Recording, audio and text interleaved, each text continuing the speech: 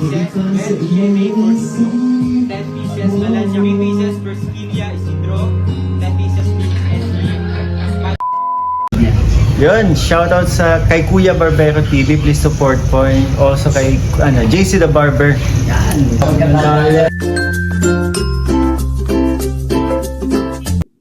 Hello guys, welcome back to my YouTube channel. Siyempre, this is Kuya Barbero TV once again.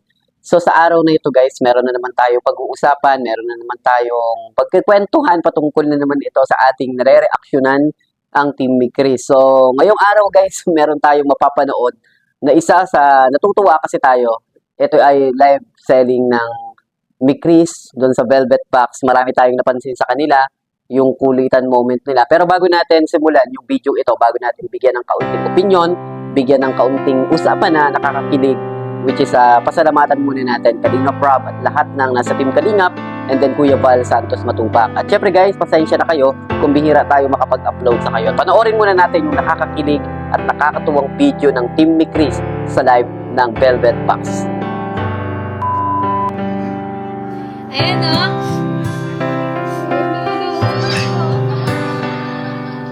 Ayan, fine, engage. So, agad po yung live dito sa'yo ang ano natin, ang background. Copyright po tayo dito. Oo.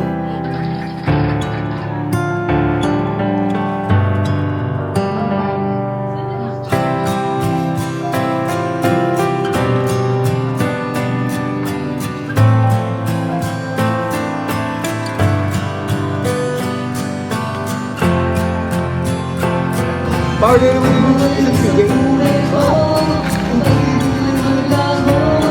Ay, Hindi po mind ni ko, mind sa puso po.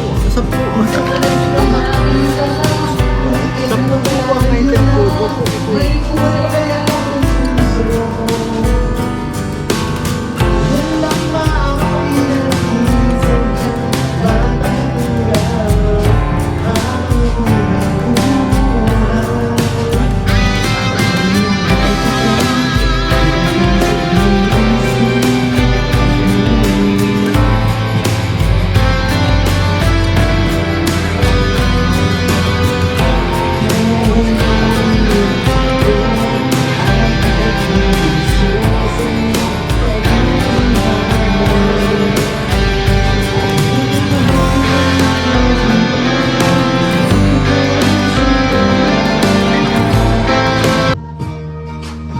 Sa lahat, di maaaring iwan-wala na makakapigil kahit na bagyo man paano kung ikaw na mismo kung saan lilisan, paano ba?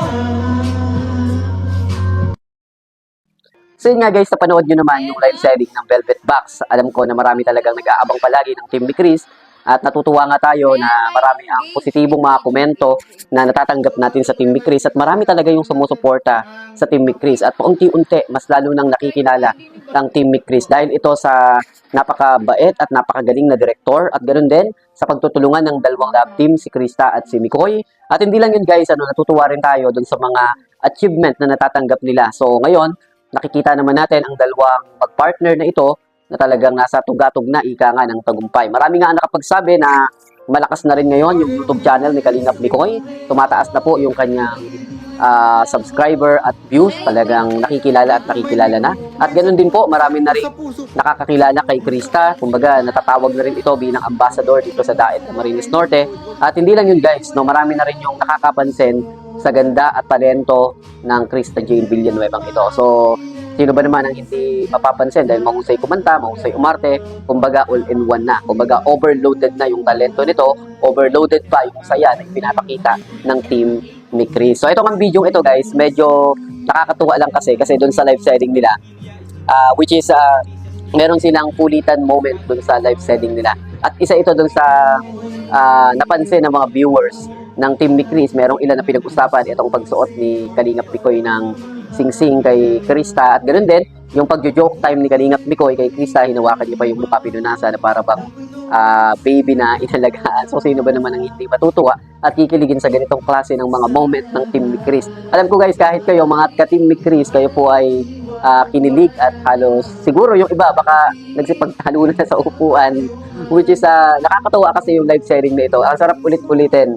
no? So yun nga rin guys, natutuwa rin tayo kasi ang dami ring komento na natatanggap ng Team ni Chris sa ngayon. So mga nababasa natin yon, kaya minsan nabibigyan din natin ng reaksyon. At hindi lang rin yun guys, medyo nakakuha na naman ang Team ni Chris ng 1 million views dun sa part 11. So congrats po, dahil sa pagtutulungan nyo, sa pagmamarathon natin, is natutulungan natin na tumaas yung views ni Kalinga Prab para magpatuloy at mas lalong lumakas at gumanda pa ang pelikula ng Team ni Chris. So aabangan natin guys, yung iba't ibang mga pasabog ng Team ni Chris. Sabi ni Kuya JJ, ni Kalingap JJ, maraming pasabog na aabangan sa Team ni Chris. At ang Team ni Chris daw ay merong quality time o yung quality bonding. Kaya marami tayong maaabangan sa kanila. So hintayin natin yon, yung mga sinabi niyo ni Kuya JJ nung nagpagupit siya sa atin, kasi marami siyang naging padulas sa Team ni Chris at nakita niya ng harap-harapan yung ginagawa ng Team ni Chris, ni Krista at Team Mikoy. So nakita niya na meron silang personal bonding, meron talaga silang pag-uusap dun sa Hong Kong, at napatunayan din naman natin, makikita naman natin yung video kanina dun sa Live Velvet Box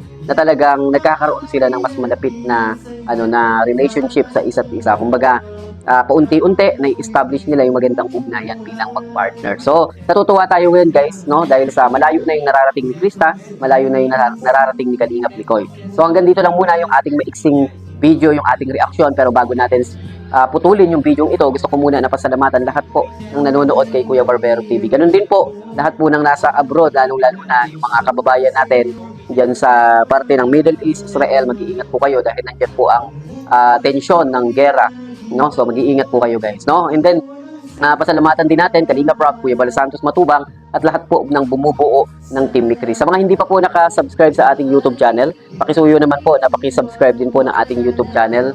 So maraming salamat po sa inyong lahat at mag-iingat po kayo.